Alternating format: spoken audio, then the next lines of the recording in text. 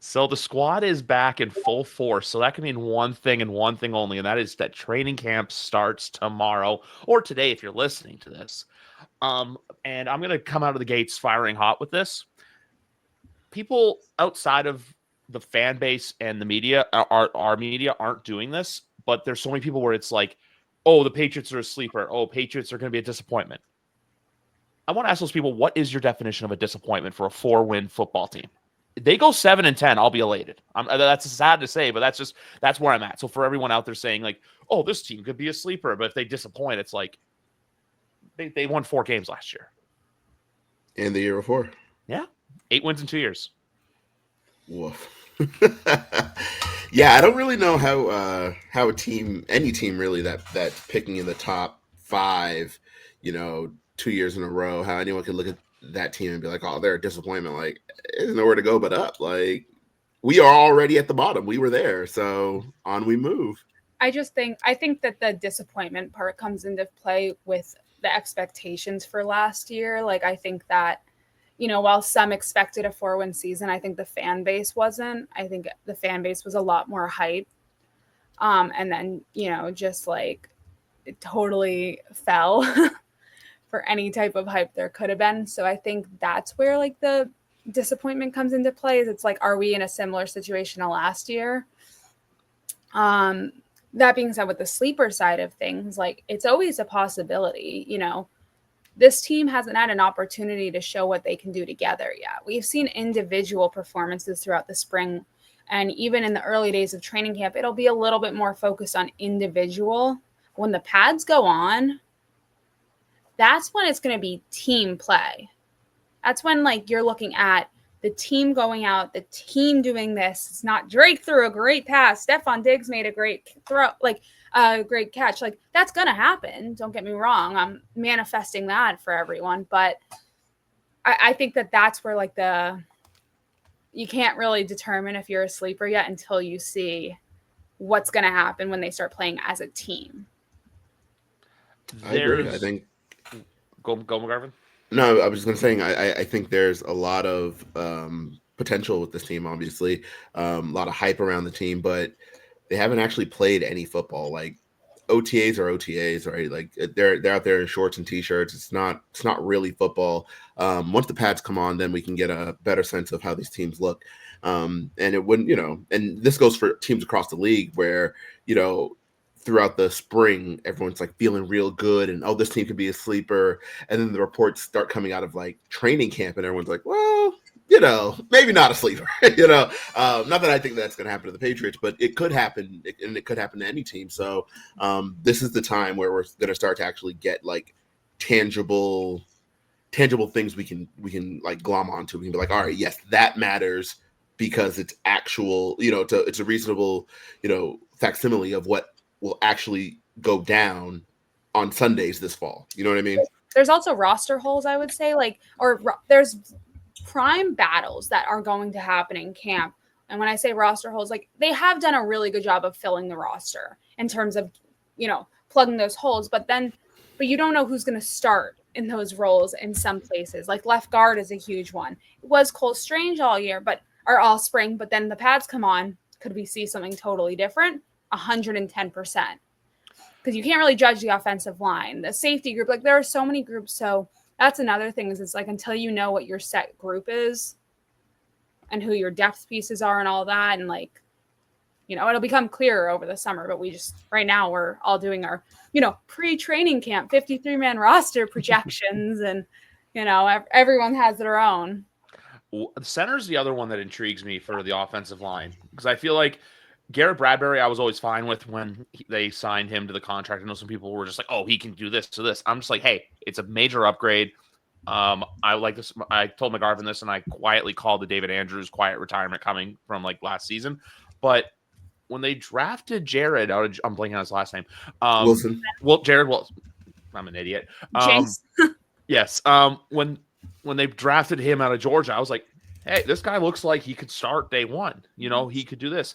And also the fact, too, now that I watch Forge in Foxborough, and the fact that we have an offensive line coach nicknamed Haas, like, sign me the absolute fuck up for that. I'm Doug sorry. Marrone was such a good hire. He's such an underrated hire on this like offensive staff. That one I was so happy about. That documentary also makes me think that, and I know these guys don't get hired often, but Jeremy Springer has something in me that says he could be a head coach one day. 110%. I just think that he has to. I think he could be a head coach, but he's still so young. It's like if you rush it, you're in like a Gerard situation. But I think he has every making to become a. I mean, he was the coach, and I think I said it on this podcast when we were talking before that he was the coach. I said you have to bring him back. Like there was no doubt in my mind any other special teams coach wouldn't have had the same impact that he had. Like he was the one. I know you wanted a complete overhaul of last year's systems and all that. No, like Jeremy Springer's unit was amazing. And you can say, yes, it was because of, he has Brendan Schooler and whatever. But Marcel Style. He made them all. I mean, he had a lot of young players coming in. A lot of these like rookies or second-year players were thrown onto special teams, and look what he did with that. Yep. So, no, I can't. Like, I will go on like tangents when it comes to special teams and Jeremy Springer. I think that was like, you had to bring him back, and I'm so happy they did. Yeah, dude is like pure energy. And I think that kind of positive energy goes a long way to kind of just like ingratiating yourself with the players. Like, people respond to good energy. And that dude is like really, really, he has such good vibes about him. And I think that is the kind of guy who will get a chance sooner than he probably should, quote unquote, should. Yeah. And it will just work out for him because people respond well to that. So he's going to be one of those guys that gets hired. I'm going to be like, what the hell? Why would anyone hire that guy? And then it's going to work out. And people are going to be like, oh, well, this is something to be said. Because charisma, I think, goes a long way to like leading a team, right? Charisma goes a very long way, and that dude just has it. He has it, and we have a head coach now that will call out members of the media, which he called out the right one. I'm not going to say anything else. But no, I feel like with this team this year, there's a lot to look forward to because even if you look at the division as a whole, besides, and this is my annual pun drop, but one team in our division decided to go into their red era today. Right, Sophie? One team decided to do that. One team, I don't know. With AFC East as a whole, like obviously Buffalo's Buffalo. We're just going to leave them alone first place. Yeah. Miami, if they can stay healthy, that's the big if. And then the Jets, for as much as you want to see them fail, I feel like there could be some improvement to where it's not terrible, but it's still like, when Dan Campbell and Aaron Glenn first got to Detroit, where it's probably going to take maybe, I think, a year or two before they're like a real like threat to make true noise. So I'm not here to say, hey, the Patriots are going to make the playoffs. No, I'm just here to say I would love to see a team that come November, December is relatively competitive. I think there's 2 games on their schedule early on that I'm glad they got on, and that's week 1 and 3. Yeah. I say that because Vegas is a team I quietly think can make some damage this year just because of the new coach and quarterback. Not here to say they're going to be good. I just think, hey, it's finally competency in that organization. And then they play Pittsburgh, who besides wearing the Dark Knight Rise jerseys and that they introduced, they're a team that kind of takes a while to get it figured out, I think. Like where it's like, hey, at the beginning of the year, there could be some bad games. So relatively speaking, if New England's, there's a chance they're, 2-2 worst case scenario going into that week 5 game against Buffalo. So they have a lot to prove, but at the same time too, I'm viewing that week 5 game at Buffalo the same way I viewed the Buccaneers game, where this team can kind of show the rest of the NFL landscape, hey, we're here, because this is Drake's first true primetime game. I know he had the 425 game last year, and I like to forget about the Charger game last year. That was just not fun to watch. I remember I asked McGarvin to record, and he said, brother, I am not doing that. But that's how I view the season right now. And then obviously there's that 3-game sandwich, which one of those games I might be going to, where if they go anything less than 2-1, kill me. That's the New Orleans, Tennessee, Cleveland stretch. Yeah. I think that I definitely think the Raiders week 1 is very good. They're playing them early. It's gonna be a tough game. We know why they're playing them early, because of Tom. There's like the slight hope. Oh my God, is he gonna come back? And it's like, no. Are you what? Yeah, let him come back to the team he won 6 Super Bowls with, that he has like a minor investment in now. That makes that makes sense. Yeah. He'll just sit next to Robert. Miami's a team where, like, to me, it's like kind of like a Jets situation where it's like, I feel like they could have all the talent in the world, but like something's just gonna like implode in a way. To his head. Like, obviously there's that issue, but there's just like always other things too, injuries and like off-field stuff that factors in. Steelers, I agree with you on. I'm very happy that's getting out of the way early because I think that, you know, I look at the Pittsburgh Steelers game as like a possible like shocking win in a way. Like I see that. That's true. It was in the Reds. I know they were like bringing the Reds out. And I think you also have to remember, like, this is the first time Drake's had like a true off season. He's gonna be the true day one starter. There's no Jacoby versus Drake.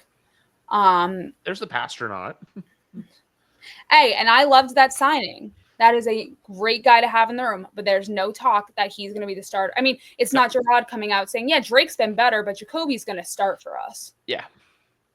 There's no more of that. It's you're the best, you're starting. You're playing. We'll see plenty of him of Josh during the preseason, don't worry. And you know, the schedule, I think that the Saints Titans back to back is going to be really tough. Especially since those are, you know, Buffalo, Saints, Tennessee, 3 on the road all in a row is going to be tough. And that's 3 really tough competitors. 3 tough places, two really tough places to play as well. Exactly. And, you know, well, you can even count the third one just because of what the environment's going to be. Oh, yeah. Yeah. Nashville's a pretty tough environment, too. Well, I'm thinking Nashville because it's Vrabel's homecoming. Ooh. That's Vrabel going back. That's the most, like, when I was pinning the most important game of the season, that was the one I've had pinned all year, was Nashville, because there's going to be so much hype surrounding Vrabel returning to Tennessee. The Jets, I'm a Justin Fields supporter. I have been since day one. I know. Sorry, McGarvin. You just gave me such a look. No, I hear you. I'm just listening. I can't help it. I can't help but root for him a little bit. And then he signed with the Jets, and I was just like, I get it. You had to do what you had to do, but like, really? Come on. I applaud them for putting their big boy pants on, though, and getting Sauce and Garrett Wilson both extended, though. I agree. That was something that like was very un-Jets-like of them, and I respected that. Yeah, with Justin Fields, I'm just kind of over it. Like, Justin Fields was the quarterback I wanted in 2021. I was like, yes, Same. Justin Fields is going to be the guy. I can't take the annual, like, oh, this is going to be the year for Justin Fields. Because I'm like, is it though? Like, we do this all the time. They're like, it's going to be. Him and Kyle Pitts. If he wasn't on the Jets, maybe I'd believe a little more. But I just know the Jets are going to Jets the situation up. So I'm just like, no, I think it's going to be the year for him. I don't think it's going to be the year for him. It's just a year of all time. I agree with most of y'all points. Miami is interesting, though, because I think they have the potential to be, like, outright bad.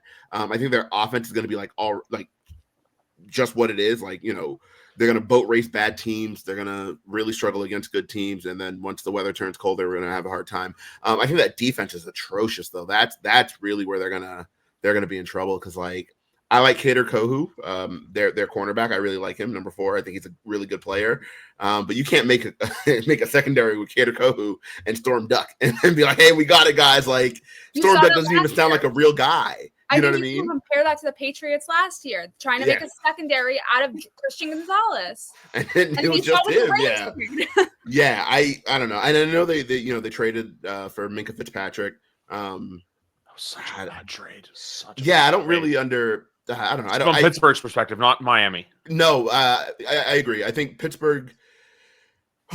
Getting Jalen Ramsey was exciting until the other shoe dropped. I was like, oh man, Jalen Ramsey, Minkah Fitzpatrick. You got Joey Porter Jr. Like, and then they also have Darius Slay. I'm like, oh, that's a kind of good. You know, like, we got something here. And then it's like, oh yeah, Minkah Fitzpatrick's going back the other way, and you're like, oh well, that's just way less exciting. Like, now I'm no longer jazzed. Like, I was pretty hyped, and now we're looking like, oh yeah, it's gonna be Bainey Bishop at safety, and I'm like, well, he's good, but he's more of a slot player. Anyway, I don't know. I think Miami can be like outright bad, and it wouldn't surprise me. Will they? I don't know, but like, could they? Absolutely. So I think the Patriots will be poised to like compete for that, you know, that wild card spot as the second best team in the AFC East.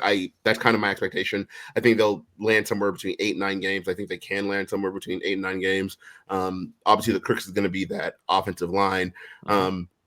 But then on the flip side, I think the position to worry about is that I just don't like their linebackers like everyone else does. Like a lot of people are like, "Oh, this is a pretty good linebacking room." And I'm like, "Okay, it's a linebacking room. Like, sure." I think they're missing an enforcer type. I think Robert Spillane is a really good thick neck. he's a really good cleanup guy. I think he's going to keep things in line, and you're not going to have many busts at the second level there. Like he's a sound tackler. He's going to rack up a ton of tackles. He's going to be fine. I don't think they have an enforcer though. Like he's not the kind of guy you're like, hey, we're going up against a run heavy team. Like say we're playing when we're playing the Jets, we're not like, hey, don't worry guys, Robert Spillane is going to shut down Breece Hall and Justin Fields. Like it's probably not going to happen. Like he's more of a space player. So I'm like, all right, then you have Jelani Tavai, who should be off of PUP by tomorrow, according to Mike Vrabel. But I really don't know where he fits. Like where I know he's probably going to be your strong side backer, but like what are they going to be asking him to do on a down in and down out basis, and will he be able to do that? Because we saw they played him more off the line last year, out of necessity when Juwan Bentley went down with that torn pec. They played him off the ball, and he went back to looking like the Jelani Tavai of Detroit, where he was like, man, this guy's like just lost out there. And that's mostly a space thing. Obviously, they have Christian Ellis. I think he's fine. I don't know. Some people really, really like him. Some people, I mean, I had people who tell me, like, no, he's so good. Yeah, I think it's a good signing. I think he's just a fine player though. Like he's cool. So when you look at the linebackers, I'm like, they don't make me feel like, hey, don't worry, guys. Like we got it at the second level. It's gonna, we're gonna shut shit down. And then low key, their cornerback depth kind of, I don't know. I obviously like the corners in the room, right? Because I'm a huge Marcus Jones fan. Everyone's known that at the beginning. Alex Austin, I think, has a lot of potential. I just want to see a little more consistency out of him, snap to snap. Isaiah Bolden, big fan of Isaiah Bolden. I just don't know that, like, if Carlton Davis or Christian Gonzalez miss any time, that, like, don't worry, guys, we're, like, all set at corner. Because I'm looking and I'm like, I don't know. It feels like everyone else in that corner room is slotted exactly where they should be. And if they have to move up or play up, I think they're in trouble. Like, right. I think Marcus Jones inside is kind of where he's going to be just based on size. We saw it last year in the Garrett Wilson game where he's running around with him outside and he's just getting beat at the catch point. Like coverage is really good up until the ball's there. And it's like, yeah, but he's only 5'8". So like he's just not making the play on the ball because he can't, like he's just limited in that sense. So like good corner, but if he's your starter opposite Christian Gonzalez, that feels a lot worse than Carlton Davis. Likewise with Isaiah Bolden, likewise with Alec Austin. So it's like, I like the players. I don't know. It feels precarious as far as their cornerback situation goes. This team, you go. I was just going to say, this team kind of gives me a 2022 vibe where they'll win games that, the other offense can't produce. And there's also a couple games on the schedule that if they lose, I'm not going to be happy. Mainly the Saints and the Browns game, because those two teams are clearing to be bad this year.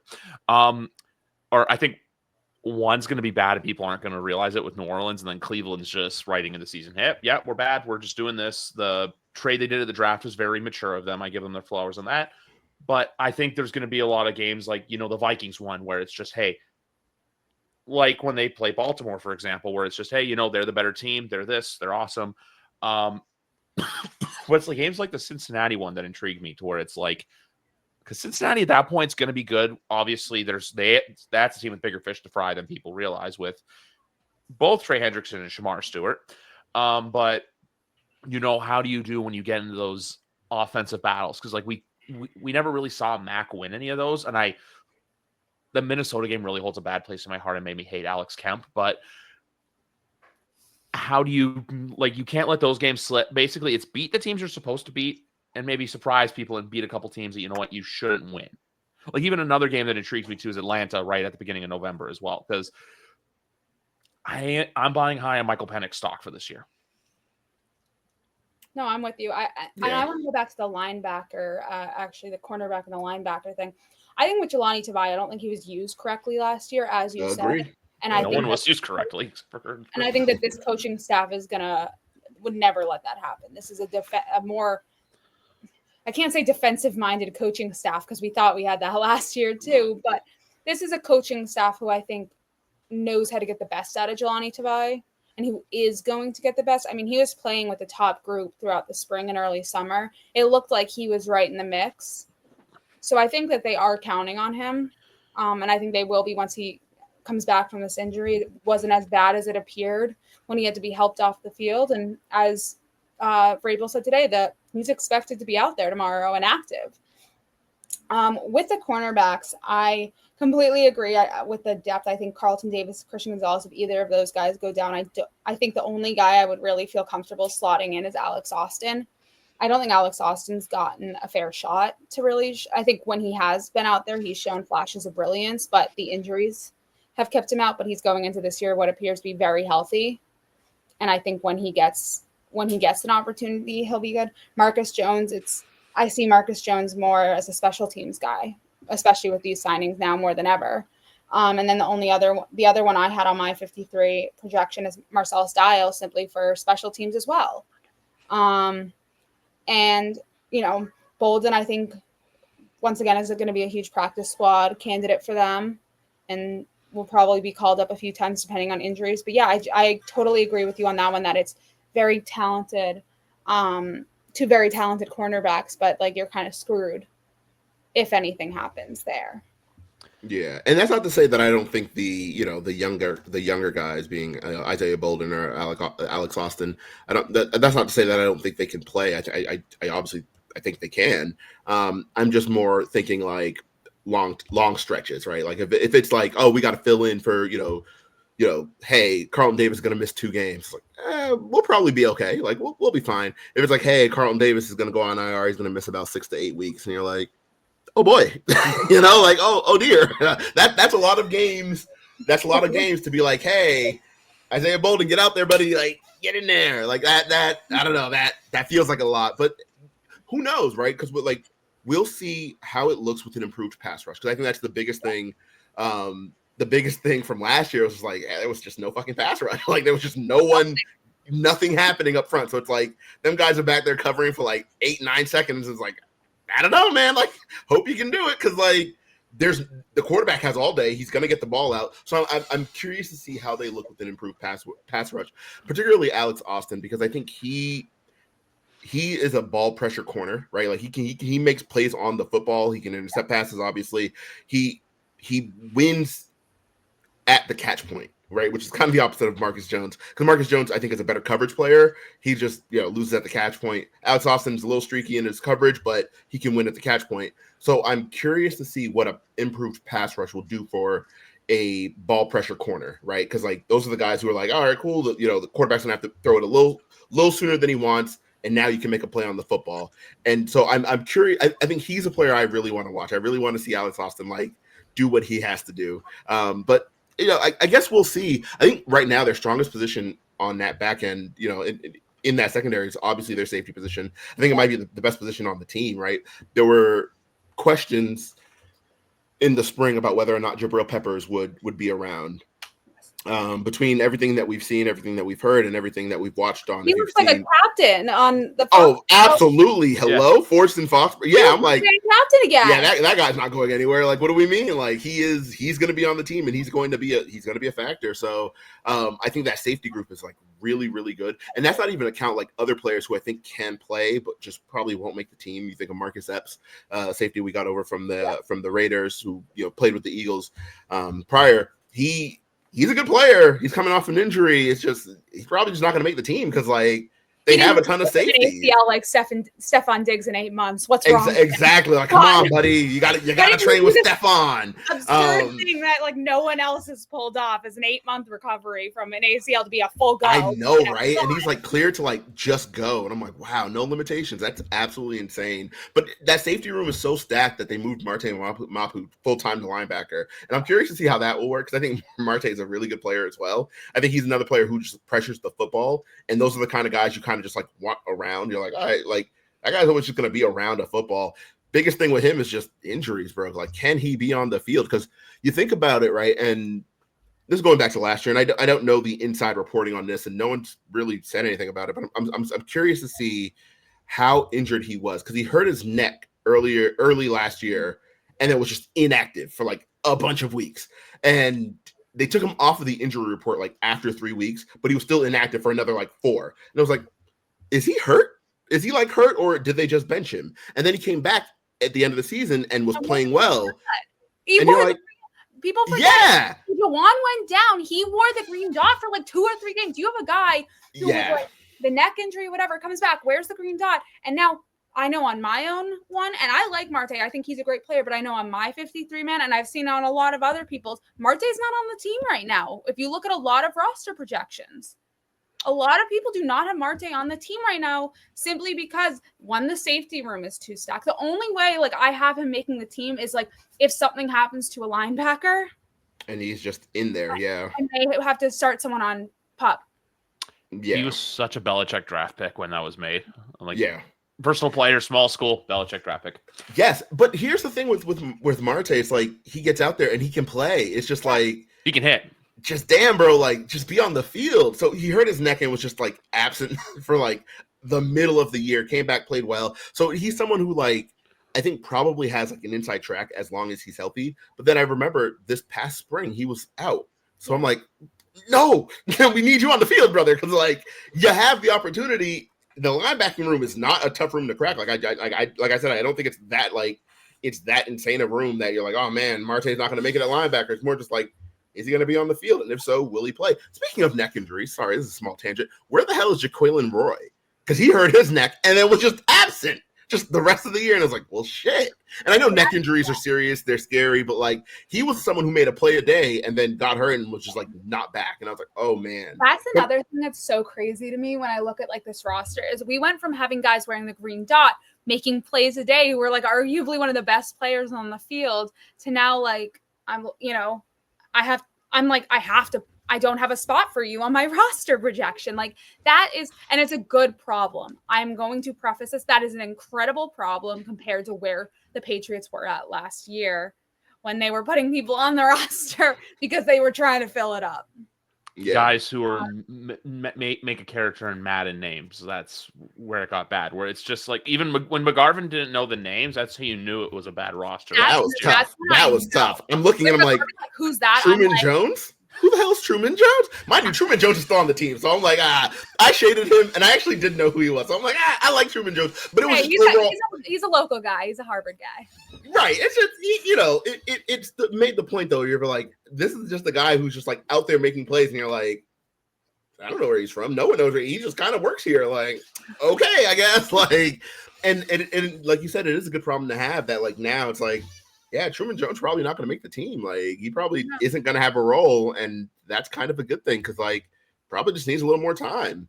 I think it's the same with Jaquelin Roy. Like I literally wrote in my roster projection, if this man passes waivers, put him on the dang practice squad. Like this is someone you keep around because he can make the plays. But the only thing I'll say that with the linebacker room is the only issue I have with like saying like Marte can earn a spot is that I get where you're coming from. That it's not like it's like an okay linebacker room. Maybe it's not the best. But I do think the 4 linebackers who most have making the roster kind of have a lock. Like, I don't really see Marte being able to crack that too much when it comes to Ellis, Gibbons, Spillane, and Tavai. Like, I think those are guys that have kind of been, like, that were either brought in or aren't on the team. I mean, obviously, they're not getting rid of Ellis. You don't make that splash with the Raiders. Spillane wasn't a great signing. Gibbons, that's Vrabel's guy.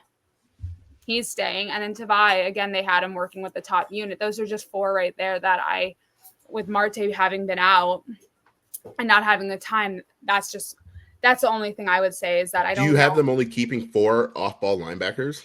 Yeah. That feels light, but I guess agree. I hear it. You can slot Duggar down there.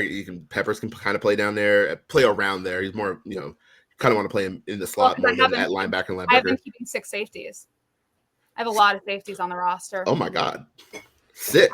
Well, because as you said, you can slot Duggar. Yeah. I'm using it so you can have the ability that you have like the versatility, but like same with the wide receiver group. Like cutting that group down is hella hard. My take is they're probably going to keep 7 Like just I have a 7. true 7 too. Like, yeah, we're just gonna have 7 guys because that's how Vrabel operated in Tennessee. He always had a ton. I believe one year he had like 8 or 9. It was insane. But they're probably gonna end up keeping 7. It's just which 7 is my question. Yep. I think the wild card as far as like that last or second to last wide receiver is Jalen Polk. Like, what happens with him? Do you punt on him after 1 year that was not very good, especially after the Niners game? Nope. Or do you just kind of chalk it up to the fact that like literally everyone on the offense played poorly, and that was more of a coaching issue than a player issue? Yeah. Do you just kind of clean slate it and be like, all right, like we'll see what you can do. Let's run it. And if so, do you end up if so, do you end up keeping him anyway? And to add to that, another layer of complexity to his situation is he's not healthy. His shoulder is, he's still rehabbing that shoulder injury. So it's like, yeah, but he wasn't on any list. Right, like not on PUP, but that doesn't necessarily mean he's full go. I think that is a possibility. So I have this where it's like with Polk, I have him making the team kind of like on a Bubble basis. Yeah, he's like a bubble to me where it's like with Hollins, if they decide to start Hollins on like PUP for the seasons, what's going on with him? Yeah, I don't know enough about that. I love his TikToks, but he's been out there every day though. I will say, like during the spring and summer and early summer, he was out with the team in his like street clothes, but he was out there every single day talking to the receivers, and like you could actually see he was taking mental reps. Was he wearing shoes? I think so. But it was hot out there. I don't know. I don't remember that far back. Gosh, I've been so focused. I still look at my photos. I asked the non-important questions, McGarvin, and you asked the important questions. That should have been the question for Vrabel today. Yes. Is Matt Collins wearing shoes? Yes. No. But I have Polk kind of like my issue with that is it's, as you said, it's taking a chance on someone that you're not 100% about. Whereas like whose spot is Efton Chisholm's had a great spring and early summer. The UDFA, are you going to give? But Polk is the second year. This was your second round draft pick in 2024. Do you give him that spot? Do you give him the spot that is Kendrick Bourne's? Do you think Kendrick Bourne's time is kind of done with the team, even though he had his? Oh, and I'm the opposite. Yeah, I'm like I think he stays. Originally, I was like, you probably got to move on from Kendrick Bourne.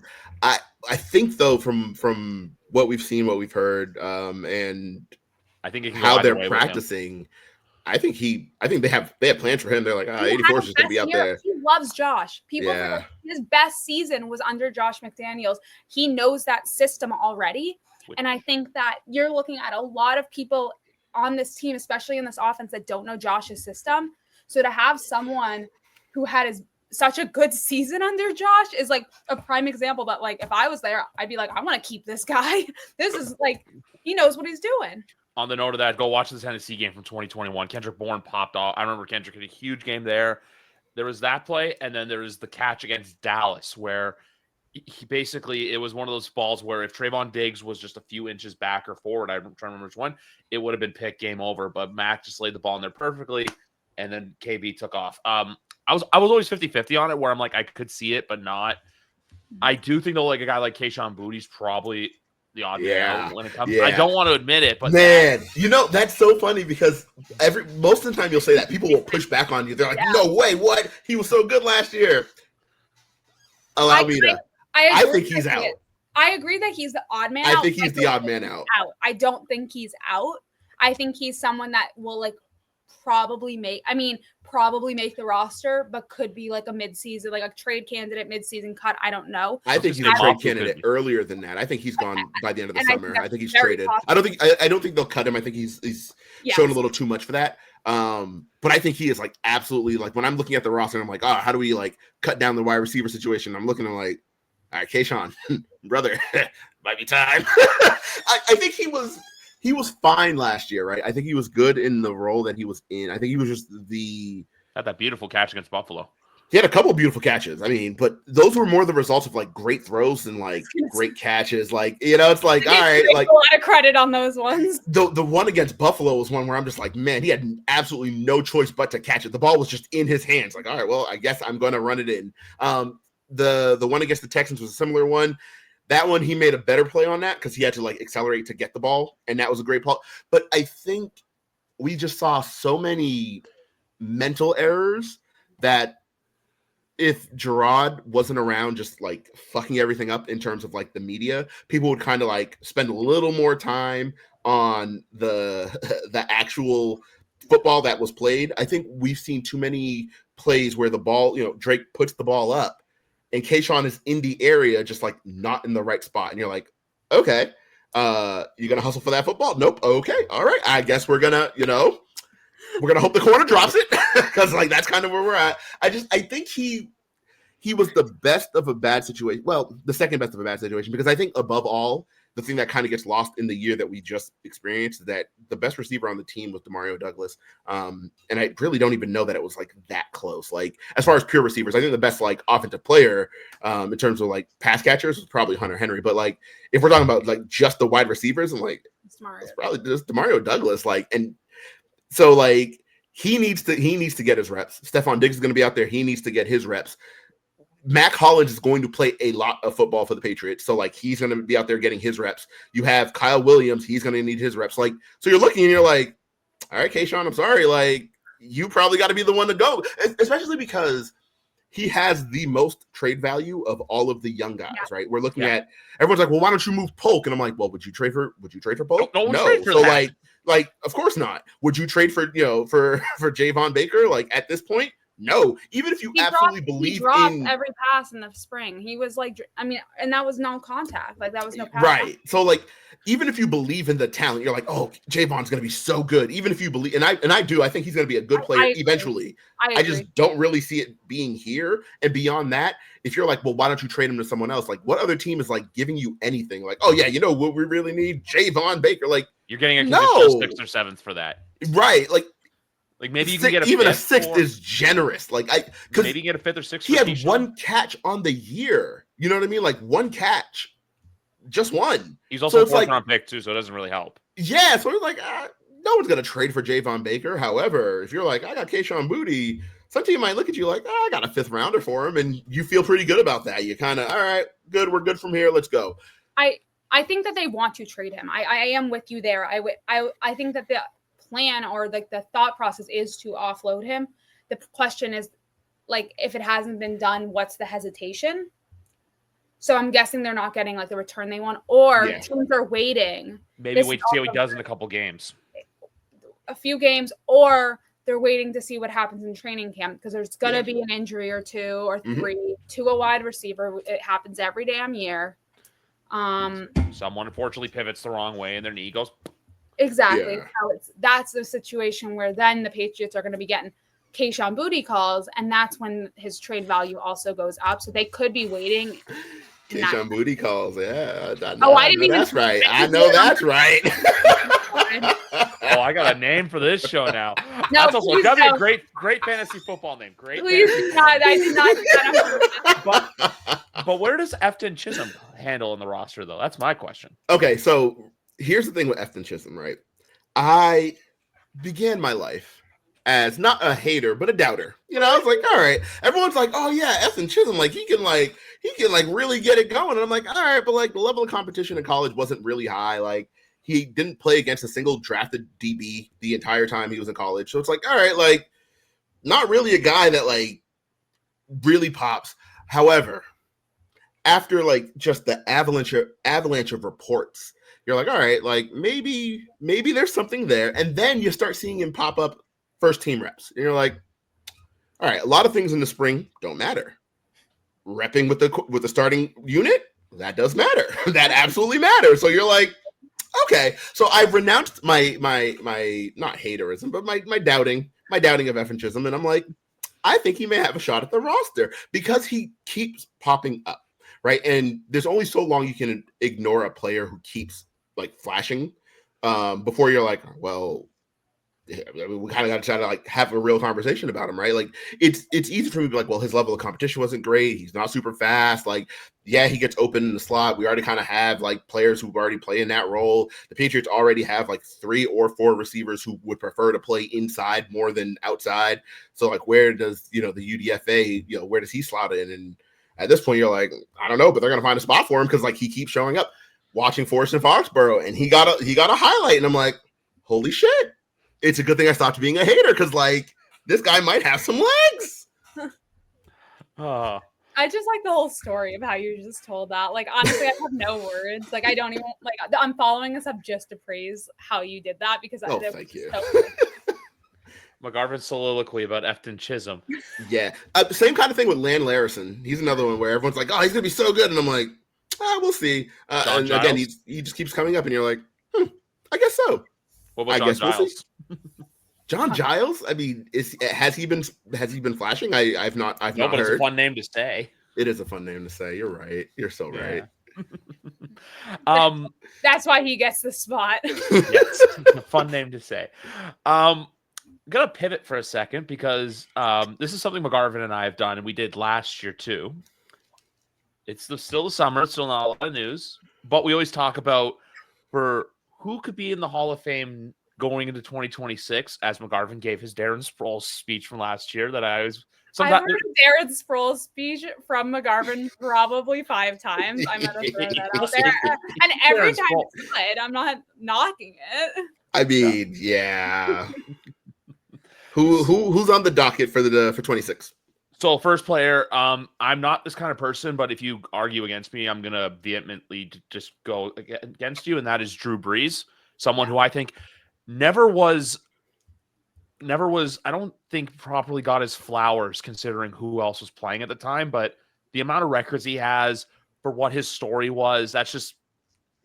I'm sorry, Eli's probably gonna have to wait another year because I think Drew Brees is a better case than Eli Manning. Giants fans are gonna 100%.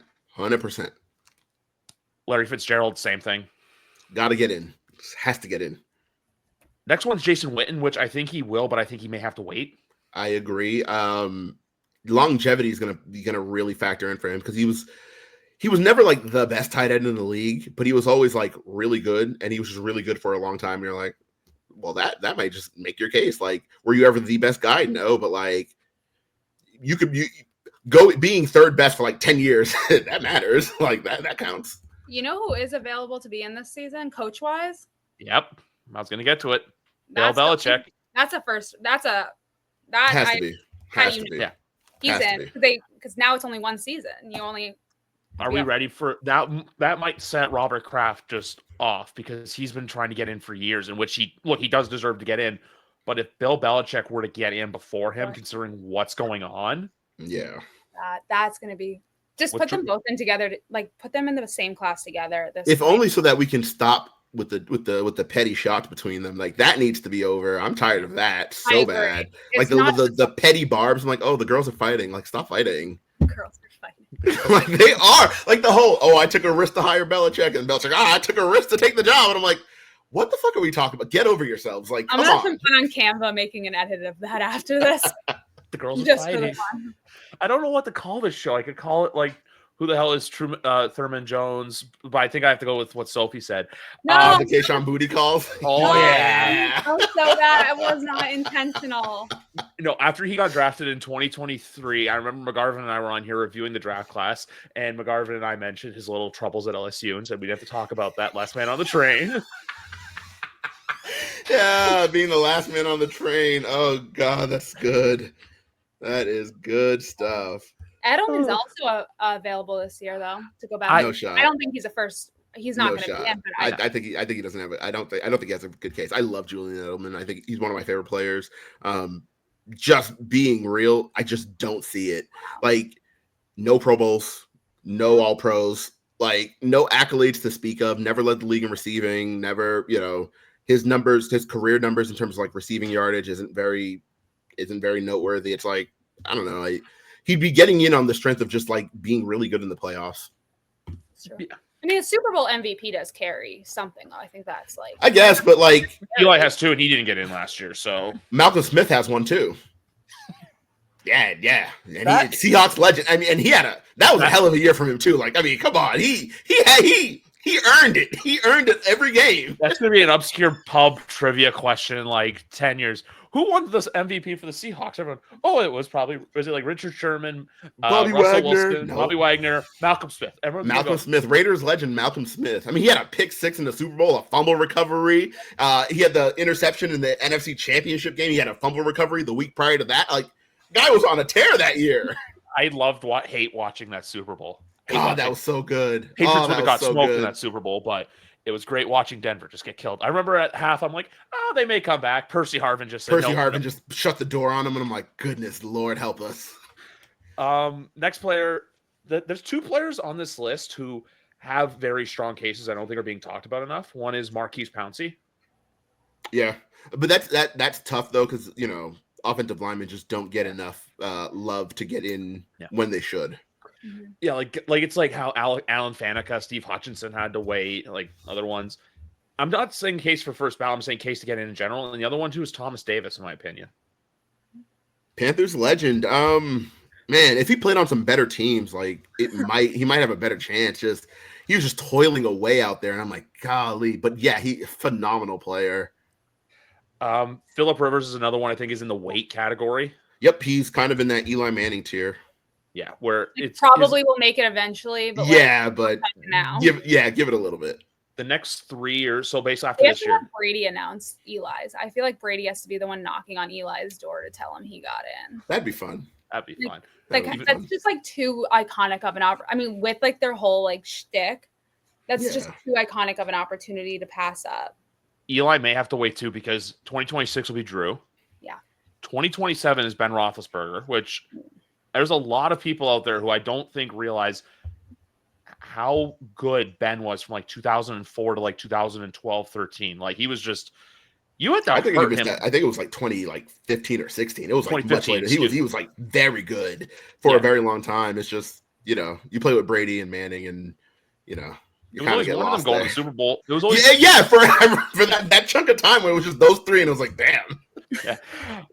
And then the other one on here who there's no one else really on this list. Oh, Frank Gore's the other one who I think has a great case, but probably will have to play the waiting game. The only ones who I look on here where I'm like, they can make a case for next year is Breeze and Fitzgerald. Yeah. And I think they have to. I think they will too. Like that's. See, I pulled up the list as well, and some of the names I don't know. Geno Atkins. I mean. Bengal legend, Hall of Famer, a little strong. LaShawn McCoy, come on, let's be serious. Todd Gurley, Mikey Potty, come on, like Des Bryant. Alex Smith is just like the feel-good story at that point. I don't get it, man. Some of the obviously these guys are all eligible, so it's like, all right, you have to mention them, but some of them just don't have very many good kids. Right, Des Bryant. Like, what are we talking about? It's Des Bryant. I like Des Bryant, but like, come on, like Hall of Famer, like you can. For me, with a Hall of Famer, it's like, all right, can we tell the story of the league without including this player? Like, hey, if we're talking about like, you know, the 2010s, can we mention it without mentioning Des Bryant? Yes. All right, well then let's move on because like, what are we doing here? Todd Gurley's another one I think is eligible, and people are like, well, what about Todd Gurley? And I'm like, Todd Gurley is younger than I am. Like he should still be in the league, but his knees don't work. So like, what are we talking about? The same case I think will maybe be made for OBJ in like a few years whenever he becomes on that path where it's the same thing where it's like he had a few great highlights. He had the Super Bowl, but it's just you couldn't stay healthy. Yep. There is one other name I did some digging to find because it is a Patriot. Gostkowski. I saw that he was up. I just don't know if he's first. I know. I just saw the name. I think it's like he's one waiting game, and he's more of a maybe to me. Kickers also take a while. Like I think it took Morton Anderson a really long time, and Ray Guy too. It took them a long time again. And Ray Guy is the best punter in NFL history.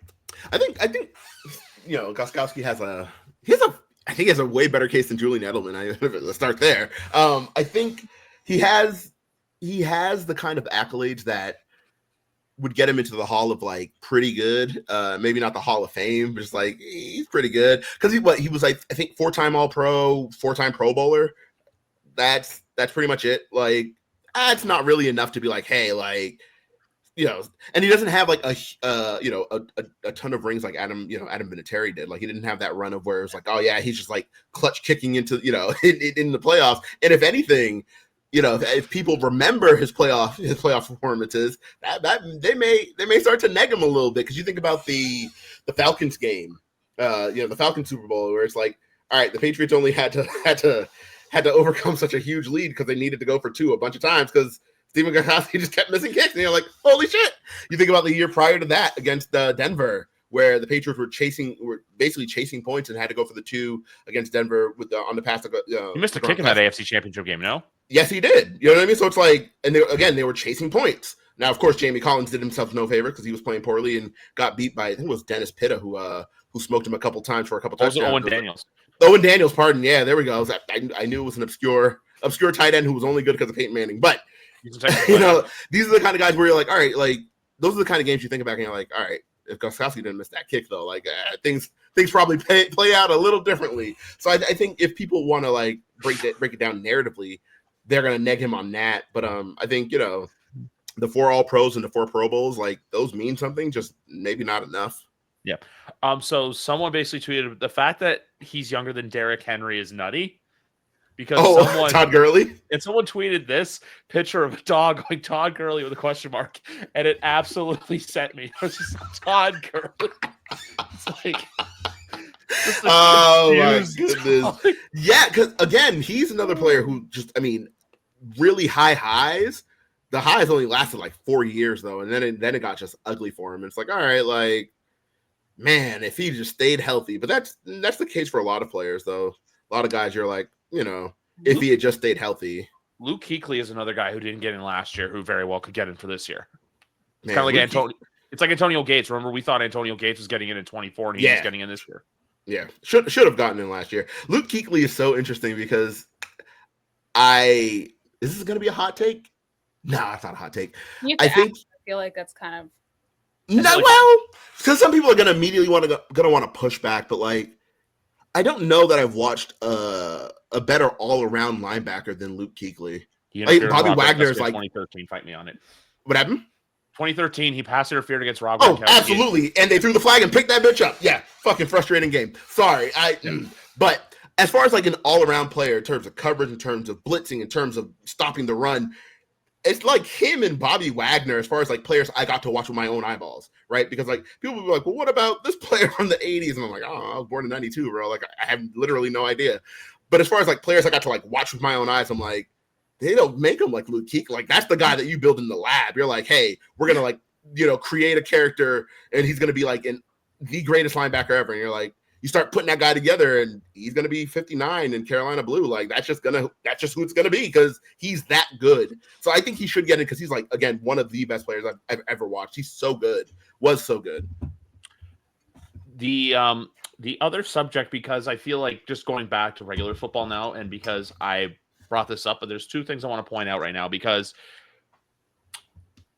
Sophie has a bit of a connection to this team with Kansas City, but do we feel like, well, two things. One, Patrick Mahomes cutting his hair. I saw it in the headband. I'm just like, I'm going to use the term. It just seems like it's less aura, but I feel like with Kansas City too, we're at the point where no one's talking about them, but everyone's showing them throwing go routes and deep balls to Xavier Worthy. So I feel like that hype train is going to start up again. We'll see if Andy Reid knows how to use them, but I feel like no one's really talking about Kansas City so far.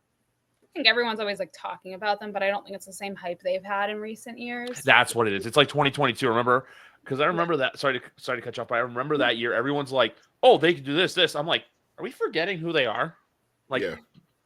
Like the West, I feel like is that AFC West has a lot of potential to be good, even though I do think Denver takes a step back. Agree. And my argument for that is go look at their schedule from last year. They got walked by a lot of good teams. They beat up on a lot of bad teams. Yep, and there's nothing wrong with beating up on bad teams, but don't tell me you're a great team because you beat up on bad teams. Like, you're probably a good team, but you're not a great team. I remember watching that wildcard game against Buffalo, and Bo has that beautiful touchdown pass to, I think, Troy Franklin. I'm like, oh, we got a game. And quickly I was like, oh, no, Josh is really good. Yeah. Which, on that note, are we, as a non-fan of this, I am so excited for that week 1 Sunday night football game because of the online discourse with the whole Josh, should he have been MVP, should he have not have been MVP with him and Lamar, where it's just, we get to be that little girl on the swing where it's like the fires in the background, where it's just like you get to be. I'm dating a Baltimore fan. oh, I know.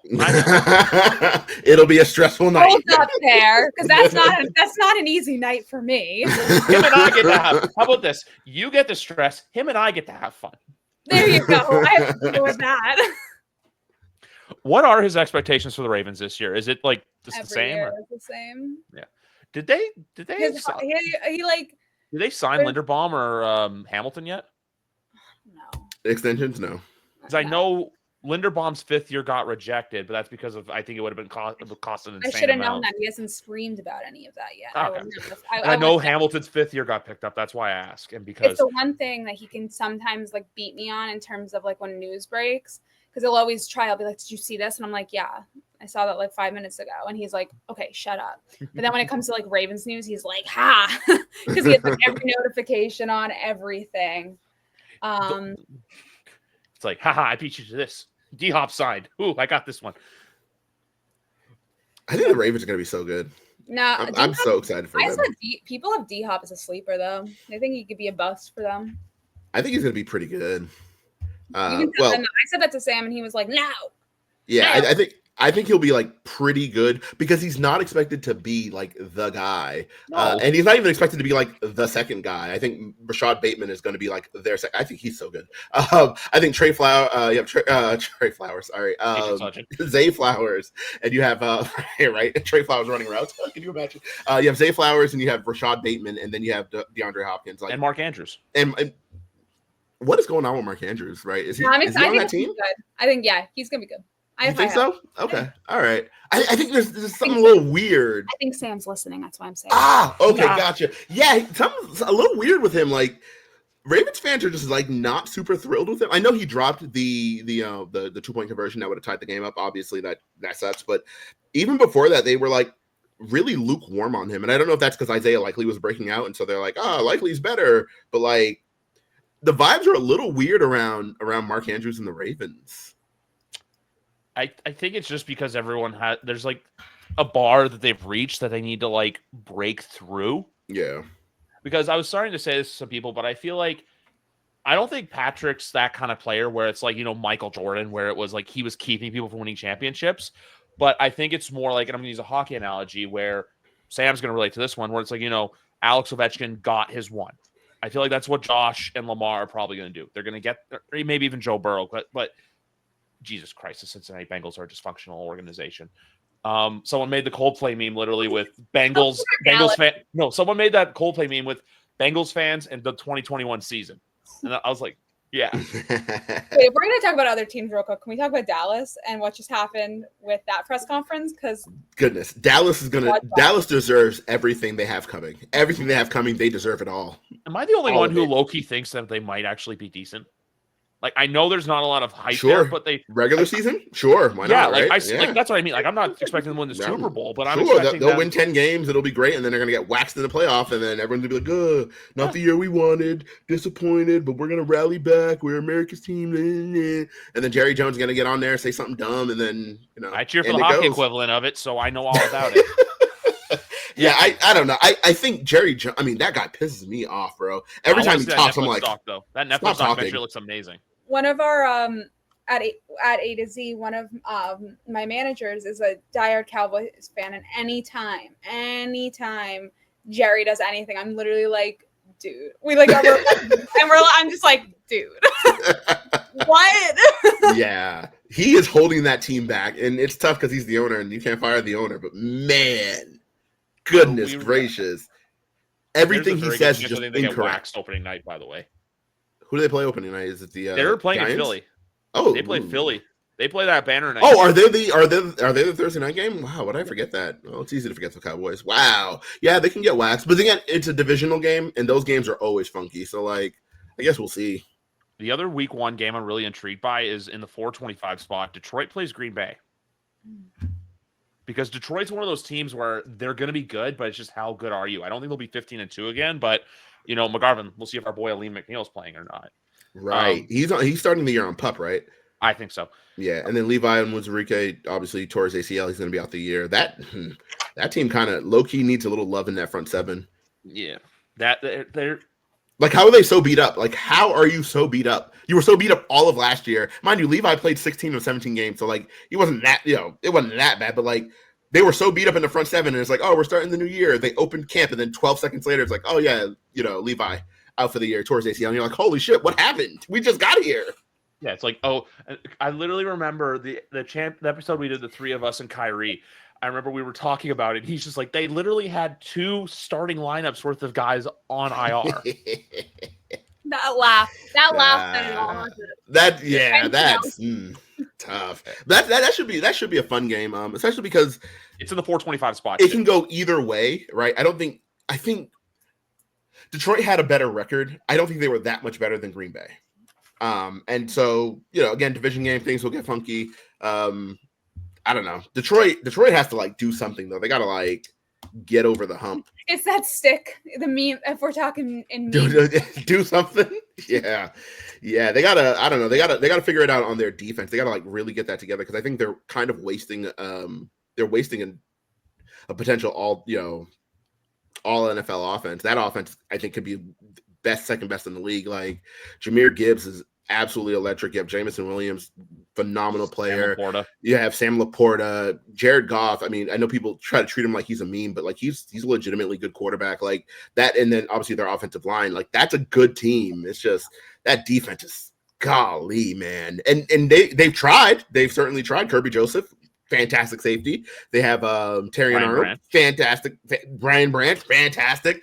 It's just, everything. Terrion Arnold. In front of the secondary, the entire front seven is just, golly, should be way better than it is. We'll see how Hutch looks when he gets back, because if he, he's the straw that stirs the drink. If he can go, that front seven's gonna be all right.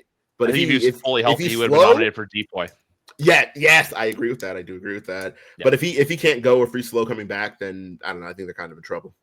By the way, what I said earlier about Denver, I think they'll still be okay, but I still think they're going to be that team that their defense will win them some games, but then also the offense will probably lose them some games. Where if it's just like, if Bo Nix can't keep up with the other quarterback, that's where I just need to see. I need to see it, because teams like them, and I still think Washington's going to be good, even though someone made the unction meme with the Commanders signing Von Miller.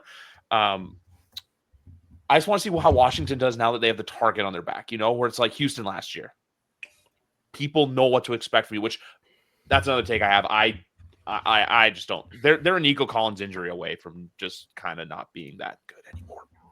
They'll still be good, but, like, everyone needs their emotional support wide receiver, right? That's so true. Yeah, they are. Case tight end, or in the Patriots case, an emotional support tight end, because that's Hunter Henry. So true. Yep. So true. Yep.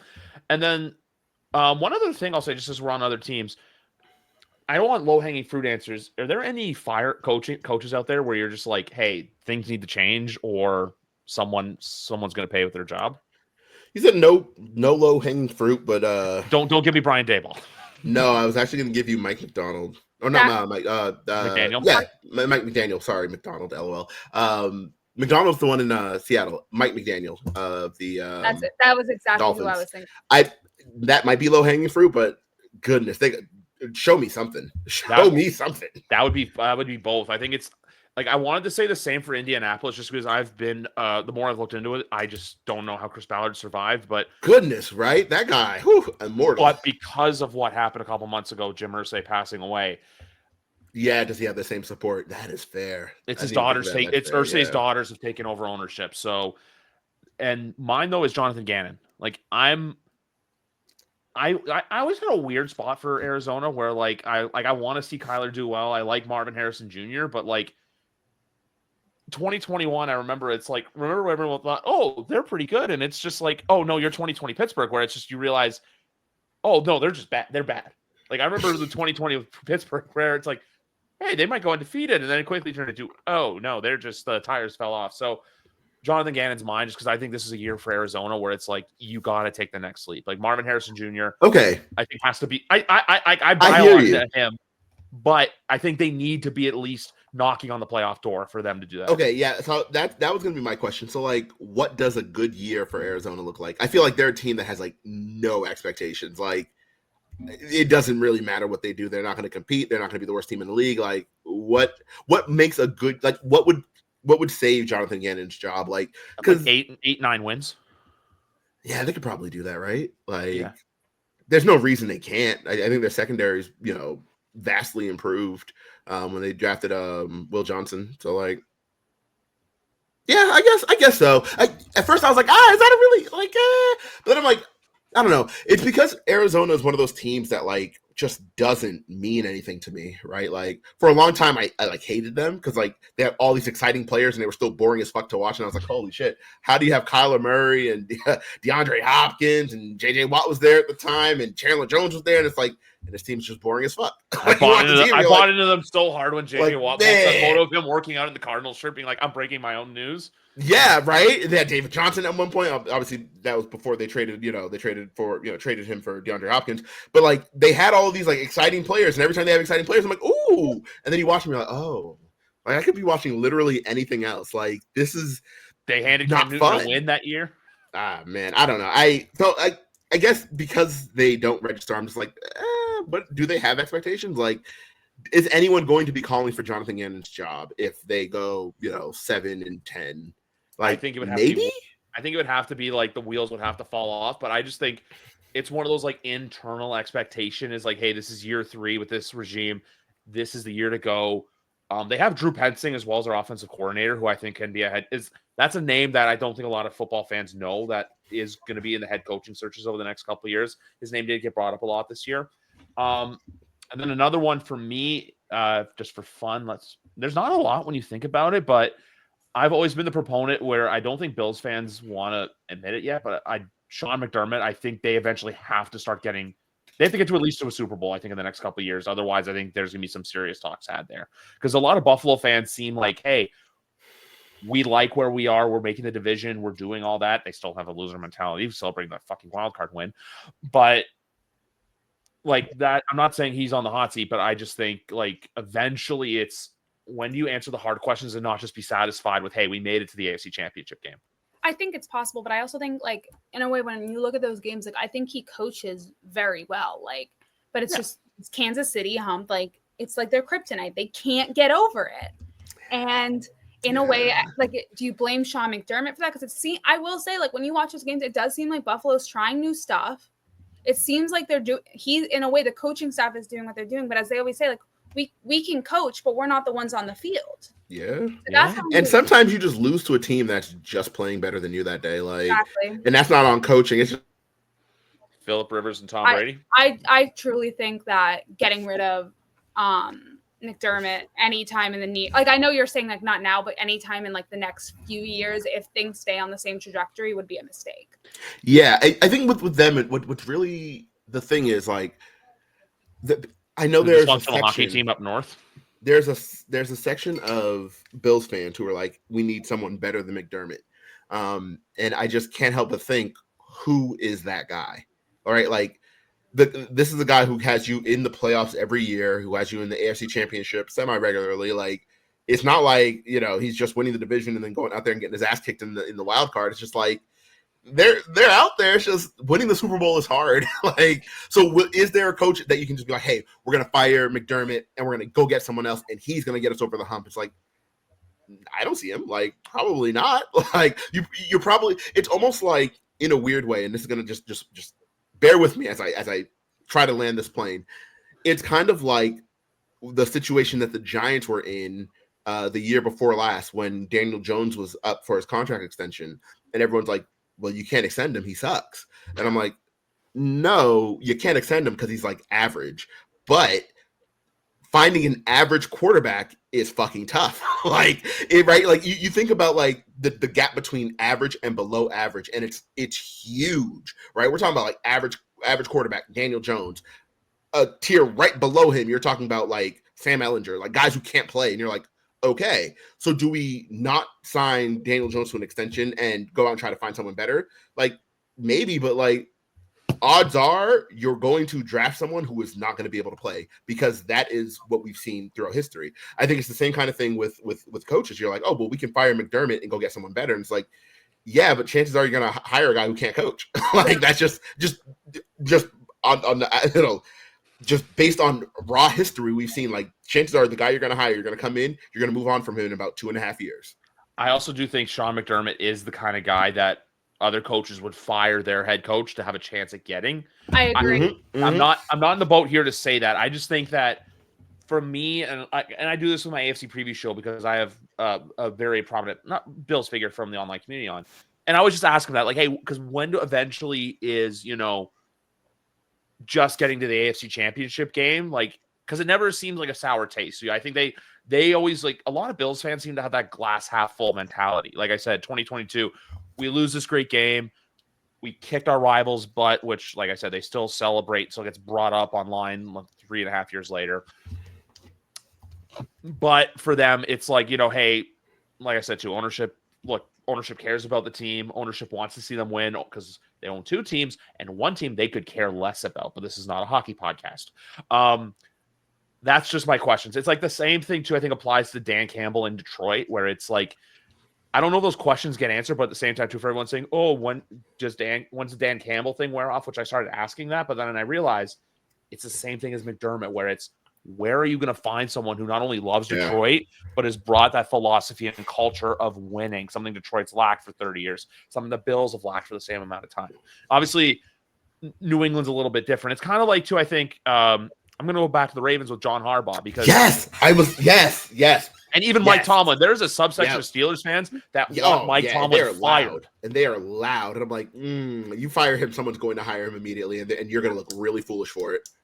I don't think that would ever be fired. I think that would be walking away on his own terms if he does leave. That's because Pittsburgh eventually needs to, rip. I think they need to rip the Band-Aid off eventually, and be semi-bad for a little bit. But I think there's just like, the Steelers have such a mystique of always being good, except for like, I'm not here to say social media. If social media existed in the 1970s, I don't know if Terry Bradshaw's a Hall of Fame quarterback, but some of his earlier stats were not good. But yeah, John Harbaugh is another great example of this because he's been there for almost 20 years. He has a Super Bowl, but everyone keeps saying, oh, what if Patrick Mahomes didn't exist? What if Tom Brady didn't exist? Maybe he has a second. Maybe he has a third. Something I know someone listening to the show right now is probably trying to rip their fucking ears off. It's my show. I can say what I want, but that's just the philosophy of it, where it's, hey, you're great, but there's not someone that's greater than you. Yeah. And that's why my pick was Mike McDaniel, because like, he doesn't have that first part that you're great, but it's more like you're good. You're a good offensive mind, but like you've not produced any great teams. And we're not like, oh man, the Dolphins, we got to watch out for the Dolphins. So like guys like that, I'm like, those guys can get canned. Like you can find another good, pretty good or, borderline great offensive mind. Like you can find those guys, but like guys who coach teams to, playoffs consistently, who are constantly in the dance, who are getting you into, who are giving you a shot, right? You don't have to worry about your coach because you're like, hey, Harbaugh's not going to fuck it up. Like he's not going to put us in any kind of like poor situation where like we're going for it in our own territory for, 4th and 13 in the second quarter. That's not going to happen with him. He's like, all right, we're going to kick the ball, play field position. He knows how to manage the game. So like those are the guys that you're just going to keep around because like we see by and large, NFL coaches just don't. That's not the average, right? Again, we talk about the quarterbacks, but the difference between an average quarterback and a below average quarterback is huge. I think the difference between like a good coach and an average one is also huge. Like there are a lot of average coaches, guys who are just kind of like going around. And you're like, all right, like he's going to coach here for a little while. His Wikipedia page is going to have like 5 NFL teams on it. Each one's going to have like 2 or 3 years, and then we're going to move on. Then you have like the good coaches who are just going to be with one team for a very long time because like, you can't get rid of that guy because then chances are your replacement is not going to be him. You think about what the Lions did with what was his name? Jim Caldwell. Yeah, 9-7 year they fired him. They're like, oh, we're gonna go get better. They got Matt Patricia, like and you know what I mean? Like we saw what happened there. That was a matter of where people were like, yes, you got to fire Jim Caldwell. He's not getting us over the hump. 9-7. We haven't won a playoff game in damn near 80 years. Like we got to do something. And you saw immediately, like, yeah, he was a good coach. Yeah, but then went out and got an average coach, and it was awful. You know what I mean? Like same thing happened with Jack Del Rio in Oakland. Yes. Yep. Exactly. It's I don't know. If you have a good coach, you kind of hang on to your good coach and try to figure out how to win with them, not in spite of them or not without them.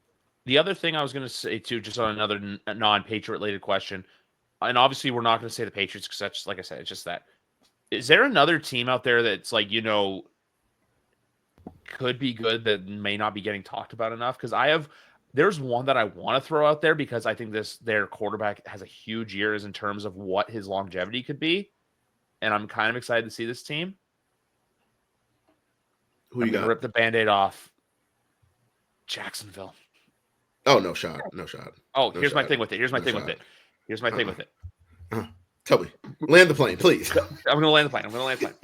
Because I think for Trevor Lawrence, this is a huge year as in terms of, can he be that guy that we thought he was going to be coming out of college?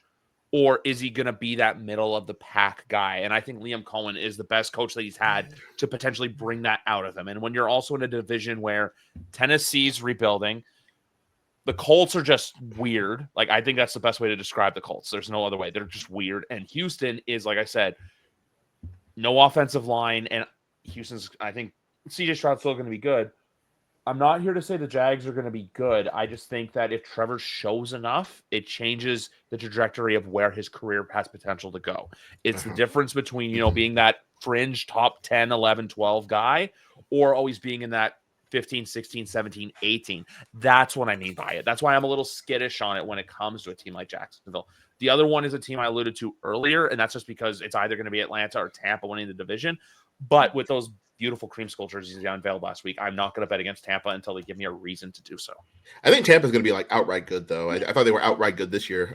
They're both going to go either 10-7 or like 9-8 or 8-9. Yeah, I think there's going to be like pretty good teams. The thing with Jacksonville is, at what point do we like stop with the Trevor Lawrence? Like, he could be because like.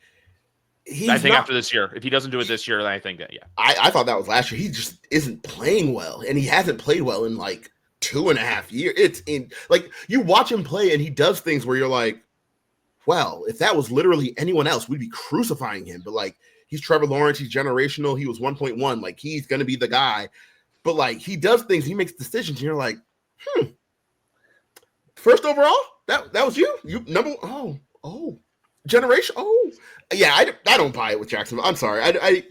I tried for a very long time to kind of like understand where people are coming from with Trevor Lawrence. And I know Jags fans are going to be real pissed about it, but like even they have to admit like he's not that good. Like I think he's kind of locked into like the 14, 15, 16 range. I think he's he might be like the Andy Dalton of his time, like where he's just like, he's only really as good as the team around him. And like, if you have a Trevor Lawrence, you probably aren't looking for another quarterback, but like, you might want to consider it. If your quarterback is worse than Trevor Lawrence, you need a new quarterback. If your quarterback is better than Trevor Lawrence, good to go. We're good to go. And so that's where it's just like, he's kind of in the middle there. My pick though, for a team that no one is talking about, I think Carolina has like, Carolina has some juice. I think they can be good.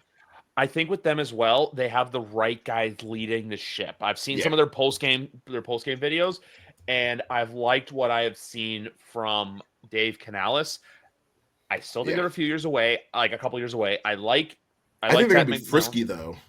Yeah, I think so, too. I just need defensively, they need to show it a little bit. Yes. Losing Josie Jewell, they don't really have. I'll give you that. I'll give you that for sure. Derek Brown's another guy who needs to show as well why he was a top 10 I think he's a really good. I think he's good, but you know what I mean. He needs to like take over. Yeah, he needs to be like the guy. Yeah, sure, I can buy that. But I think we're talking about a team that can be like frisky, who can win like 9-10 games, and everyone's going to look like, oh, I think Carolina's the one. I think they have like it. You know, I think Carolina could be. Do you remember Detroit in 2022, where towards the end of the year, everyone's when they got hot. Yes, exactly, and everyone's like, ooh. That's why I like that we play Carolina week. That's another one. I like that we play Carolina week 4. You know, it's a game there where November, December, and then next year, you know, in like February, March, everyone's going, oh, the Panthers are going to be nice next year. You know, oh, the Panthers this, oh, the Panthers that. Yeah. The other team too, I just think they will be back, is San Francisco. Just, you know, I think they'll stay healthy. And I forgot about Robert. McCaffrey. It depends on McCaffrey. And also, too, Robert Saleh, D coordinator again. I loved that move. I was so happy with that move for San Fran. I agree with you there. But I think that, to be honest, as much as I'm a Purdy fan, I think he's great. And I think he does have weapons around him if they can get this contract stuff figured out. He signed for $53 million, remember? But that being said, I think that your season relies on McCaffrey. as much as it does Brock Purdy, because those are your two guys right there. Like, your run game is Christian McCaffrey. He's just, there's no denying what he can do when the ball's in his hand. So I think that, yes, if Christian McCaffrey stays healthy, San Fran will be back. When the Patriots play the Carolina Panthers, by the way, are we calling it the Milton Williams revenge game? Because he was on their team for about 5 minutes, according to yeah. Did we get a revenge game in that one? Yeah, there's two games this year that I want. One that I think is going to look good, which is Malik Neighbors getting put in jail by Christian Gonzalez and the Red Throwbacks on Monday Night Football. That'll be fun. But the one I'm scared about in a low-key way, and I think McGarvin, you and I alluded to this back in May, is the fact that Ashton Genty's first game is against the Patriots, and the chance where everyone's going to be like, he can maybe exploit the defense to, where some people are going to go, this is, or he's going to get his welcome to the NFL moment by Robert Spillane. I see it both ways, because that D-line. Yes, it's just looking at a rookie D-line. If you were looking at like these guys that were coming out of college that had all this hype around them, then I would say, yeah, they could get torn up. But you're looking at a D-line that's made up of like primarily and Milton Williams. I hear you. It's more of a welcome to the NFL moment. Where are the linebackers? You can't be like, hey, Robert Spillane's going to really clean it up against that. It's not going to happen. When he is that major play in week 1, I'm texting you. He's going to watch it and be like, that's it. Put me on Genty. Like, I don't know. That's where my concern is, because like the D line obviously plays a huge part in the run game, but I think you really need your linebacking level to be solid to really stop an explosive runner, especially someone like Ashton Genty who's going to make one cut and take off. If he makes that cut, I need a linebacker who can take him down, and I don't see him on the roster. They're going to, you know what I mean? Like that. Exploit the safeties too. Don't forget, they're not just going to rely. God, you're so right. They know that they know with Genty on that team, they're going to like Duggar is going to do more. Duggar's going to come down. Pepper's going to play. I don't know. I don't know, because then like I'm really truly thinking that like if you were going up against like a team that what was the team we were saying has like no defense this year? Just throw one out real quick. Miami. Cincinnati. Either of those. If they were playing that this year, Genty would be running all over them. But like for a week 1 game to be going up against like the guy who just got $100 million, Christian Barmore, who's so freaking hungry to get on that football field and tear someone's goddamn head off with everything that's happened. I think you look at the D-line. Then when you look at the linebackers, I have a little bit more faith in them than you do, McGarvin. You sure do. And then they're gonna push Kyle. And I think though that combination of things, I truly don't think that. I mean, listen, he's probably gonna have 1 or 2 that you're just like, that's Genty being Genty. Like that's gonna happen. But I don't think it's gonna be like Saquon Barkley, 200. Saquon against the Rams situation. I guess. I don't know. I don't know.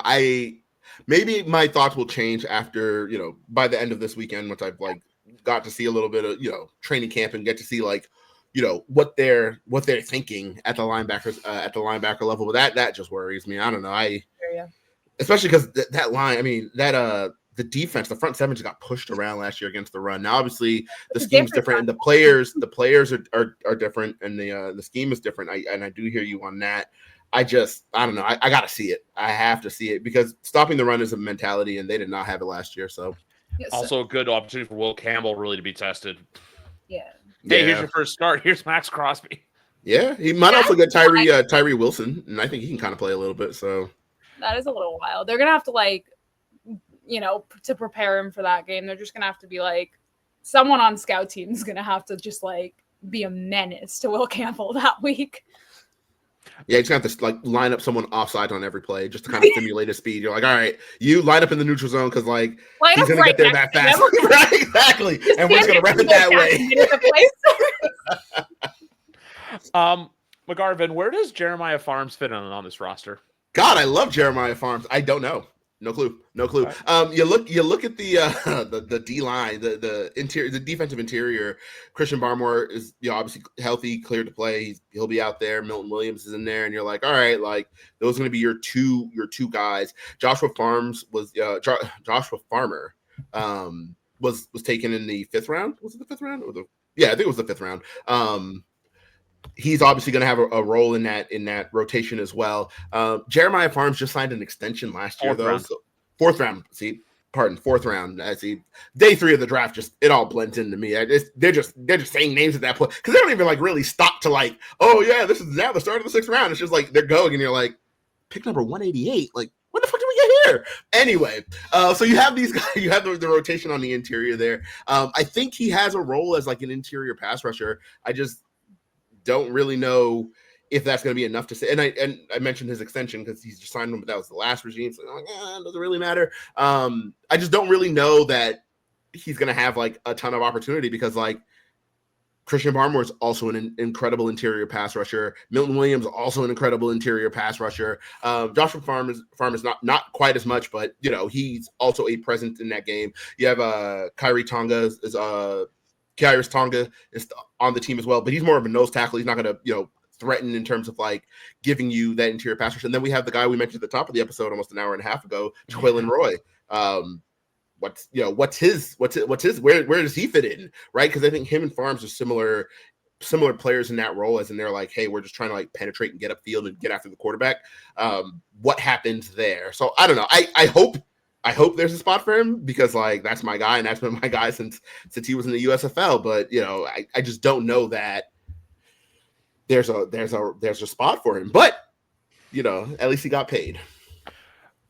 Before we wrap up, because obviously we've been talking for a while, but it's great. It's been I think before the draft since the 3 of us last chatted. Yeah. Is there either a player that you want to see do, like a player you have high hopes on, or a Patriots hot take that you have going into camp? I don't really know if I have a hot take. Yeah, I don't or like an outlandish prediction. I haven't seen it enough. Like I can't predict any. Like I'm kind of right there in like what everyone's saying with win totals and all that with predictions. A player I want to see do well though. That one, I don't know. I have a few, so you might have to I'll start with one and then maybe come back to me. But this one I want to start with is just I think the one everyone wants to see do well is Will Campbell. But I just want it from more of the standpoint of like go out there with like the first game you got to like go out there with your arms like this and just like pretend to like because this talk is so ridiculous. With the arm length, like every lineman has been like, it's a little like the only people who are saying it's a problem were like analysts and reporters. Players are like, no. The people who watch draft film starting at like the end of January to April. But they're not on the field. The players are the ones that are like, oh my God, like that. What are you saying? And so I just want to see him do well to just put all of this to bed. And just have it be like, yes, taking an offensive lineman isn't the most, attractive move in the top 4 or top 5 pick, but it was a necessary pick and it proved well. Yeah, a player that I want to see do well is Craig Woodson, safety. Yeah. Ooh, just because like I think he's a saucy kind of guy. Where you look at him and your vocabulary tonight. he's someone who if Bill was here and took him, everyone will kind of be like, "Ugh, really? Like, it's a little early." Mind you, he went in the 4th round, but everyone's like, I think he's the kind of guy that people would look at and raise an eyebrow on. But I think he's so toolsy that he's just gonna like brute force himself into the conversation, where he's gonna be like, all right, not only is he gonna be on the team, obviously, I think he's just gonna force himself into a role, and I'm curious to see what that role is gonna be. It's like last year when I said Marcellus Dial and you two questioned me, and now look at him. He's a great gunner. Okay, in fairness, he was not a good coverage player, a good coverage corner. I will say we talked he about was the only it defender drafted, and I was just like, I want to see him succeed. I want to see him. We were talking about it from more of like a cornerback. Yes, like defensively, he was not good, and then he just decided to be really good at special teams. Your flowers. Yeah, absolutely. Hey, you know what? I got to come collect receipts. So there's one take that I have that I don't think is exactly low-hanging fruit, but I just think that's Christian Gonzalez could be a D-point nominee. I don't want to put too many eggs in the basket just because, PS2 exists in this world and other players. But mine is, so I want to see Kobe Minor do something just because Mr. Irrelevant, it's the story would be great. But I think mine is, and I'm not saying he's going to come in and just be like this guy that's a force in the NFL. But I think by the end of the season, a lot more people outside of New England are going to know the name Keon White. I think he is going to have that kind of year where, it's just It's his time. It's his time. It's like, there's the dog. He's just like, I want to put last year behind me. I'm going to show everyone that, like, I am who you think I am. That's what I think it is. I think he's that name where, when you see that, like, second or third tier of pass rusher, it's his name's mentioned in there. I think it's like, I'm not here to say, he's going to be like that Max Crosby, Chris Jones, even George Karlaftis, who I quietly got paid handsomely a couple days ago by the Chiefs. Yes, he did. Even who are some other defensive ends in the league that I'm blanking? Like Nick Bosa, etc. Like guys like that. Like, I don't think he's like in that realm, but he's in that realm of like the second or third tier guys where it's like, he's just a ball player. He's everything you want in a ball player. Yeah. And it's like emotionalist robot too. He was Belichick's ball player. Let's be real. I think he has a little bit of Matthew Judon to him, where like he's not going to win a lot of like one-on-one pass rushes, but he will eat on some stunts. And you give him a good running man, I think he's going to be just fine. No, I'm with you. I think that and then obviously the obvious one too would be Christian Barmore. Just see him do well. Like I remember talking to him last year. That's another ball player. That's a guy who just loves the game of football more than anything, and not being able to be out there with his team. Love that guy. Loved him since Alabama. I wanted him so bad. I remember I tweeted it because I was so packed. I was like, hey, I know everyone wants a quarterback, but if Christian Barmore's there at 15, I think we should take him. The year we took Mac at that point. Because I was like, he's so good. Like, he's so good. And then we drafted him in the second. I can't believe he fell in the second. Let's start there. And he has been so good when he has been on the field. He's just been really, really good. So, man, I will always be rooting for Christian Barmore. He's just someone who, like, you have to shout out, because that's like, I was rooting for him before. Like, he's everything, but just what he went through last season, and then to have like that little teaser of coming back, and then to just have to go out again. He's hungry, he's ready to go, and it's just like that's the guy. Like when the defense is out there, like keep an eye on him because big plays are coming. I do have one more, and this one's a little bit of a hotter take. Keep talking one more. This will be like a 5-hour podcast. No, this will be the last one. I promise. All right, one more guy who I have high hopes for, and who I think this is going to be a hot take, though. I will give you a hot one. I think by the end of October, Kyle Williams is going to force himself into the starting lineup, and he will not leave. That's not. I don't think that's hot at all. I'm in the same boat. I've been a huge fan. I think he's gonna insert himself into the conversation. He's just gonna play a lot of snaps. I think he's good. I just don't know if he'll get the chance to prove himself the way you're saying, given how much they're gonna have on that roster with like the other wide receivers. That's why I said the end of October. I just don't know that if by the end of October everyone's gonna still be healthy and around and kicking. No, like that's true. Like I could see him like popping off against like Cleveland or Atlanta. Yeah, and then I think whenever he has his breakout game, I think that's just when from there on he's just going to play a lot of snaps because he has a skill set that they don't have anywhere else on the roster. And if that guy shows you he can play in the league, you kind of just keep him out there because you're like, well, no one else can do it. So I think most of the rookies have the chance to do that, to be honest. When you look at the rookies, most of them have that opportunity that they possess a skill set or they possess something that maybe they haven't had on the roster in a few years. And they can come in and be an impact player, just maybe not immediately. I think Jared Wilson is a really good example of that. I think he's going to be behind Garrett Bradbury for a long time. And I know they were like, oh, maybe he'll cross-train at left guard. That hasn't happened this spring. We'll see what happens in the next Well, he was out. He wasn't doing much team in that. He was coming back from an injury, I'm pretty sure. See? So boom. He wasn't doing much team in the We'll see what it looks like in the next few weeks. But, I think Bradbury starts week 1? Yeah. Yes. Bradbury's, I think, is your starter year 1 okay. of Vrabel. Yeah. Like, I think that Garrett Bradbury is your center, at least this year. As long as he's healthy, I agree. But I think that what you're doing is you're setting it up for the future because it's like, Cole Strange, you kind of saw that being your option last year, but like you wanted a more permanent solution. Cole is more like if everyone's injured. We'll stick him in at center. Yeah. Like we know he can snap the ball, but I think Jared, you're looking at as more of like a draft and develop, where he's someone who's going to make the team, for the next 2-3 years, even if he's not playing. But he's someone who's going to learn behind Bradbury, and so when his name is called, when it's his time to start, and it's also building that connection with Drake early enough. So when that happens, because it's like I'm sure we won't see it much. It'll be mostly Bradbury snapping to Drake from like what fans and what reporters see. But like behind the scenes, I'm sure that they'll be doing plenty where it's giving him an opportunity to get some reps in. Ben Brown still is on the roster too, by the way. So there's no problem That there. doesn't matter. Oh, I know. I like Ben Brown. I just don't He's think there's a spot for him. He's I fine. think he came into a really crappy situation. Yes, and he did really what he could based on, he did what he could. He did his best based on the situation he was put into. But man, there were some takes from Ben, from people about Ben Brown that were hideous. Absolutely fucking hideous. They're like, oh yeah, this guy, you might just keep him around. He's your center for the long term. And I'm like, he's not even the center for like the long term this year. Like they could and should replace him. Like Bradbury is the obvious signing this year, which they did. That was from day one. That was or not from day one, but when that seemed like it was going downhill. Yeah, everyone was like, oh, just watch the Patriots, and I'm like, I don't personally like Garrett Bradbury all that well. I don't think he's that good a pass protector, but. When everyone is telling you like, hey, if he happens, watch the Patriots, you're like, oh, okay, so he's going to be a Patriot. Yeah. It's like worst guest even in the league. Yeah.